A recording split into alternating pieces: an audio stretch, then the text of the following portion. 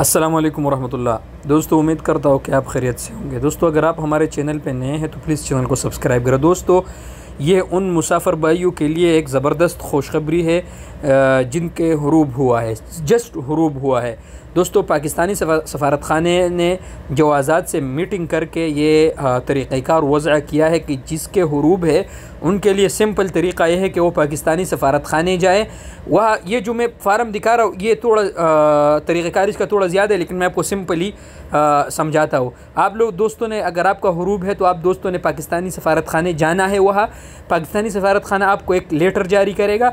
आप ये लेटर जाके जवाज़ात में देगा। जवाज़ात इसी लेटर पे आपको एग्ज़िट यानी खुरूज निहाई लगाएगा।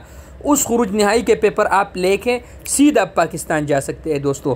लेकिन तरीक़ाकार उसका यह होगा कि अगर आप इस तरीक़े से गया तो आप 5 साल तक फिर वापस सऊदी अरब नहीं आ सकते।